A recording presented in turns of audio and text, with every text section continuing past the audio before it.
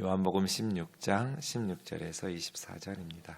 조금 있으면 너희가 나를 보지 못하겠고 또 조금 있으면 나를 보리라 하시니 제자 중에서 서로 말하되 우리에게 말씀하신 바 조금 있으면 나를 보지 못하겠고 또 조금 있으면 나를 보리라 하시며 또 내가 아버지께로 감이라 하신 것이 무슨 말씀이냐고 또 말하되 조금 있으면 이라 하신 말씀이 무슨 말씀이냐 무엇을 말씀하시는지 알지 못하노라 하거늘 예수께서 그 묻고자 함을 아시고 이르시되 내 말이 조금 있으면 나를 보지 못하겠고 또 조금 있으면 나를 보리라 함으로 서로 문의하느냐 내가 진실로 진실로 너희에게 이르노니 너희는 곡하고 애통하겠으나 세상은 기뻐하리라 너희는 근심하겠으나 너희 근심이 도리어 기쁨이 되리라 여자가 해산하게 되면 그때가 이르렀으므로 근심하나 아기를 낳으면 세상에 사람 난 기쁨으로 말미암아 그 고통을 다시 기억하지 아니하느니라.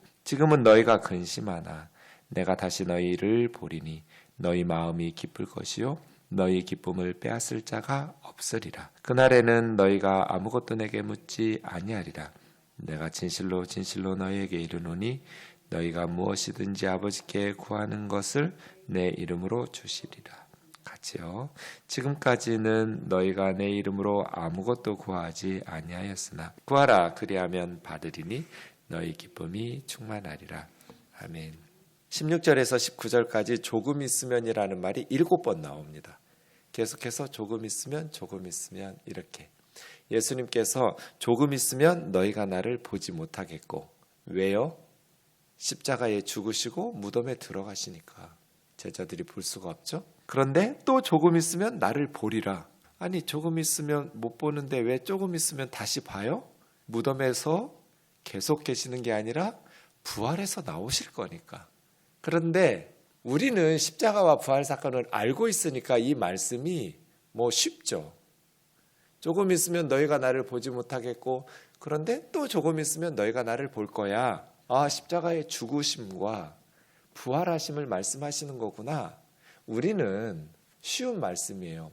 그런데 여러분 십자가와 부활을 경험하기 전 제자들의 입장에서 이 말씀이 이해가 될까요? 조금 있으면 보이지 못해 이제? 근데 조금 있으면 왜 또 봐? 이게 이해가 어렵죠. 제자들의 입장에서는 그래요. 더더군다나 지금 제자들은 지금 최후의 만찬 때까지 12명이서 서로 누가 높은 자리 유대인들은 식사 자리가 그 랭킹이 다 먹여 있거든요. 상석에서 앉으려고. 왜요? 양보할 수 없는 시간이거든요. 예수님께서 곧 메시아의 왕국을 건설하신다고 생각했어요.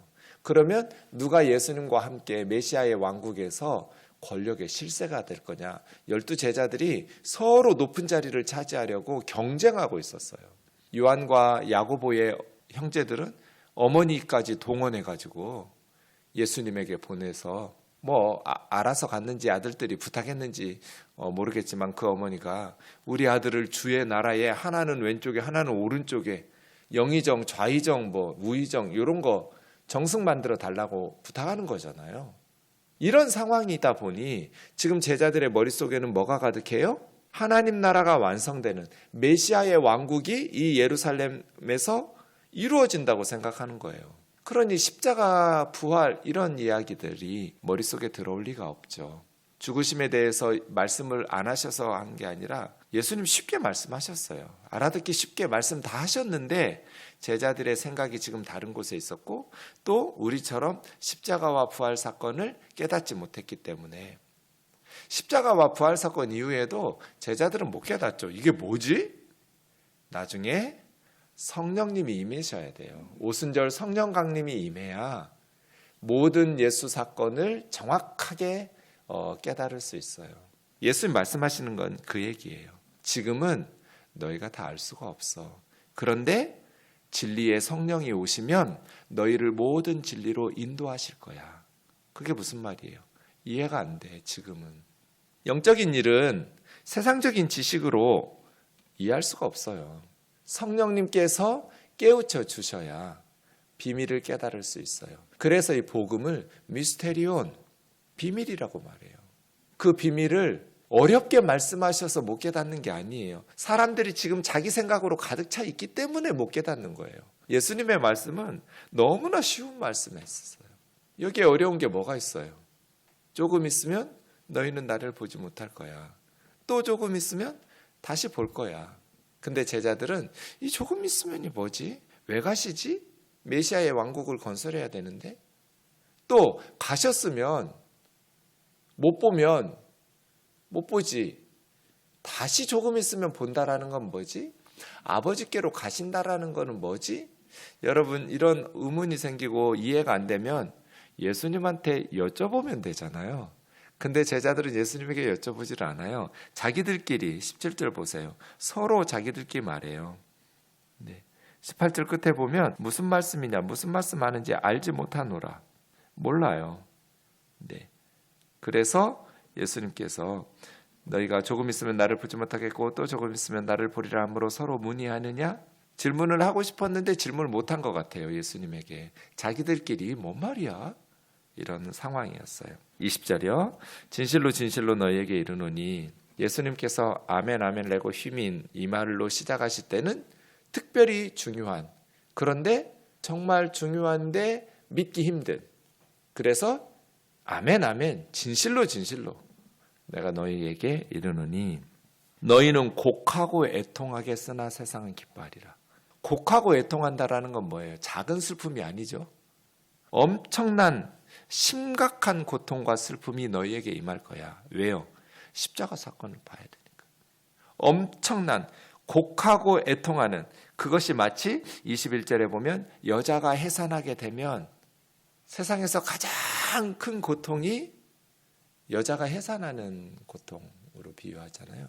그러니까 그만큼 너희에게는 심각한 슬픔과 고통이 기다리고 있어. 그걸 통과하지 않으면 기쁨을 얻을 수가 없어요. 근데 너희가 그렇게 곡하고 애통할 때 세상은 기뻐할 거야. 여기서 세상은 예수님을 거부하고 예수님을 죽이려고 하는 세상이죠. 네.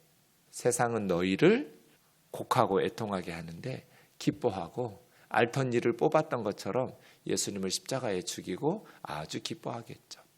너희는 근심하겠으나 그런데 그게 끝이 아니야. 근심이 도리어 기쁨이 되리라. 그러니까 슬픔이 있었는데 슬픔 대신에 기쁨이 온다가 아니고요. 그 슬픔이 기쁨이 된다예요. 이게 좀 달라요. 내가 너무너무 슬픈데 하나님께서 위로해 주셔서 기쁘게 된다가 아니라 내가 슬퍼했던 그 슬픔이 기쁨 사건이 될 거라는 거예요. 십자가 사건이 너희에게는 곡하고 애통하는 고통과 슬픔의 엄청난 사건이 되는데 그 십자가 사건이 너희에게는 큰 기쁨의 사건이 될 거라는 거예요. 어떻게 하면 돼요? 십자가 사건의 의미를 깨달으면 돼요. 아, 그래서 우리 주님이 십자가에 죽으셨구나. 이 십자가 사건의 의미를 깨닫게 되면 우리에게 가장 고통과 슬픔이 되는 십자가가 가장 큰 기쁨의 사건이 되는 거예요. 너희 슬픔이, 너희의 근심이 기쁨이 될 것이다. 그건 뭐예요? 제자들이 십자가 사건을 깨닫게 된 거예요. 아, 이제 우리가 하나님 앞에 죄 용서받을 수 있게 됐구나. 그러려고 예수님께서 십자가에 우리를 버리고 오르셨구나. 그럴 수밖에 없었구나. 우리는 이해하지 못하고 우리는 깨닫지 못했었는데 예수님이 그걸 말씀하셨던 거구나 라고 비로소 깨닫게 되는 거죠. 근데 그 십자가의 고통과 슬픔을 통과하지 않고 기쁨을 얻을 수 있나요? 불가능하죠. 반드시 이건 불가피해요. 곡하고 애통하는 십자가 사건을 통과해야 큰 기쁨, 이 기쁨 뭐 말로 설명할 수 없는 기쁨이에요. 네. 세상이 줄 수 없는, 말로 형언할 수 없는 이 기쁨이 너희에게 있을 것이다. 마치 여자가 해산할 때가 되면, 아이를 출산할 때가 되면 걱정하죠. 왜냐하면 피할 방법이 없어요. 여러분은 더 잘 아시겠죠. 저는 그냥 말로만. 남자들이 뭐 아무리 출산의 고통을 느껴보려고 해도 아무리 아내를 사랑해도 그걸 어떻게 경험하지 않고 말로 설명할 수 있겠어요? 옛날에 우리 조상들은 아내가 출산하고 막 그 고통하면 지붕 위에 올라가서 막 하늘을 향해서 소리를 지르고 같이 아파하고 막 그랬대요. 이걸 지붕 지랄이라고 그래요. 지붕에서 지랄한다고. 뭐 아무리 남편들이 그렇게 한들 고통은 엄마들만 느낄 수 있죠. 그 출산의 고통을. 근데 여러분, 아이를 낳고 나면 그 슬픔이 기쁨으로 변하죠. 아이가 너무 예쁘고 정말 내 새끼가 너무너무 귀여우니까 고통을 잊어버려요. 그리고 또 나요. 그래서 어느 집사님이 둘째를 낳을 때 이 아이를 낳으면서 너무 힘든 이 시간을 절대로 잊어버리지 말자. 절대로 잊어버리지 말자. 그렇게 다짐했대요. 내가 셋째는 안 난다. 너무 힘들어가지고.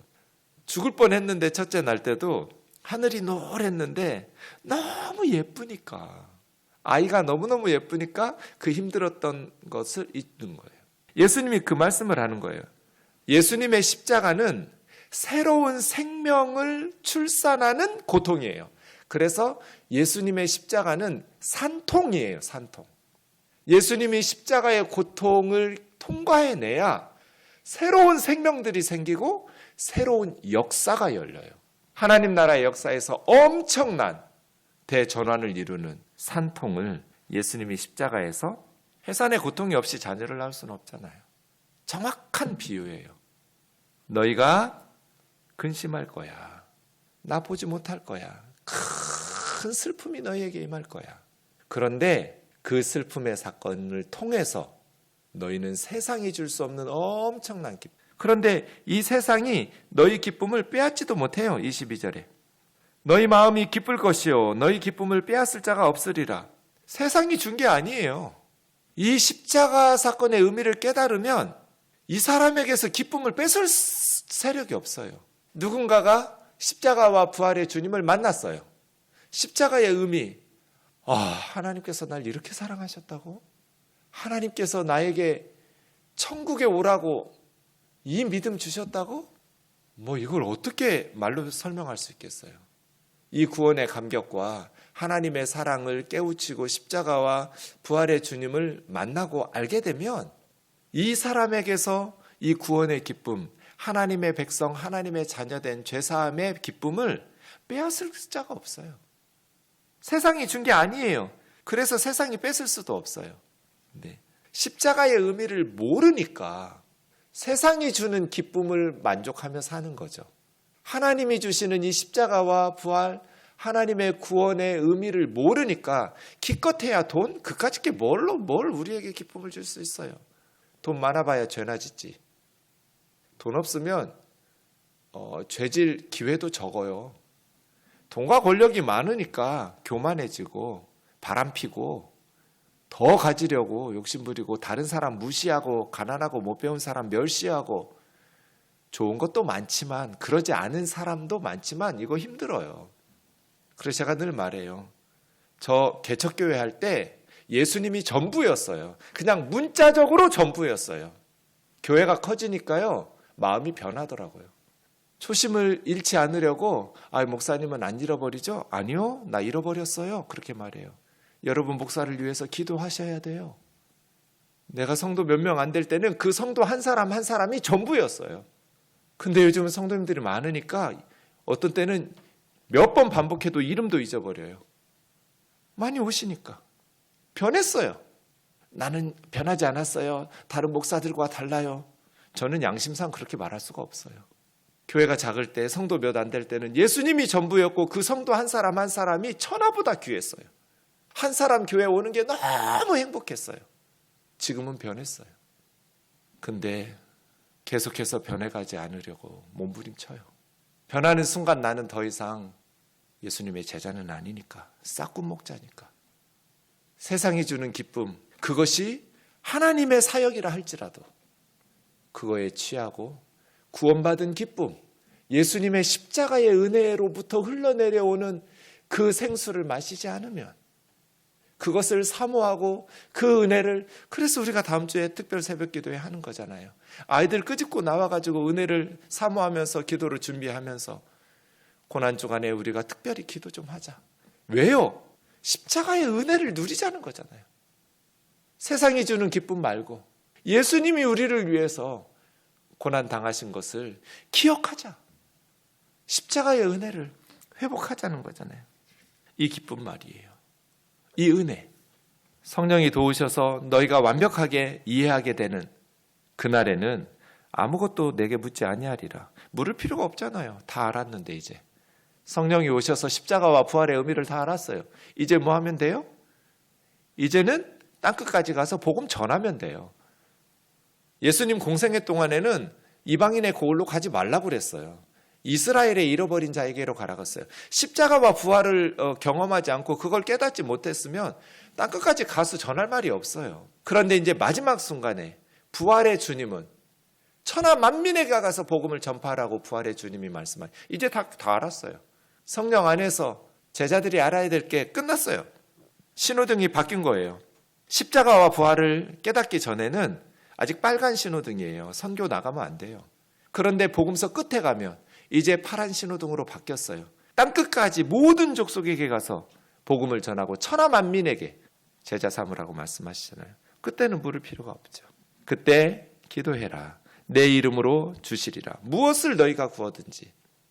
십자가의 죽으심은 우리로 하여금 하나님 앞에 나아가서 예수님의 이름으로 기도할 수 있도록, 휘장이 찢어져 버렸어요. 지성소로 직접 가서 기도하면 돼요.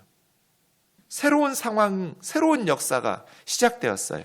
이제는 예수님의 십자가의 보혈을 들고 하나님 앞에 직접 나아가서 구하면 돼요. 내 이름으로 예수님의 십자가의 은혜를 힘입어서 아버지께 구하면 너희가 받을 것이다. 구하라. 그리하면 받으리니 너희 기쁨이 충만하리라. 이건 경험해보지 않으면 몰라요.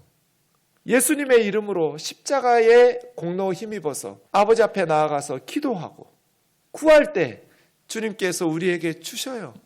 하나님이 주시는 그 은혜를 체험적으로 누리고 경험으로 깨달아야 돼요. 예수님의 말씀을 붙들고 하나님 앞에 구하면서 하나님이 주시는 충만한 기쁨을 누리며 살아가는 우면동교회 되기를 주의 이름으로 축원합니다. 기도하겠습니다. 사랑하는 주님, 주님께서 우리에게 이 놀라우신 은혜를 베푸시려고 아무도 이해하지 못했는데, 누구도 상상하지도 못했는데 예수님의 말씀을 3년 동안 듣고 예수님의 쉽게 풀어서 전하시는 말씀들을 들었음에도 불구하고 마지막 순간까지 깨닫지 못했었는데 성령이 임하시고 십자가와 부활을 깨닫고 나니 이제는 세상이 줄 수 없는 기쁨으로 이 복음을 위해서 순교하는 그 순간까지 이 세상 사람들에게 예수님을 증언하는 전도자들이 되었습니다. 우리 우면동 모든 교우들이, 특별히 우리 자녀들이 십자가와 부활의 주님을 만나게 하여 주옵소서. 하나님의 놀라우신 사랑을 성령의 놀라우신 인도하심 속에서 깨닫고 경험하고 심령이 새로워져서 큰 기쁨으로 천국의 소망으로 이 험한 세상 믿음으로 승리하며 살아가게 인도하여 주옵소서. 예수님의 이름으로 구할 때 주님이 약속하신 말씀처럼 응답하여 큰 기쁨을 누리는 기도의 일꾼들이 되게 하여 주옵소서. 예수님의 이름으로 기도하옵나이다. 아멘.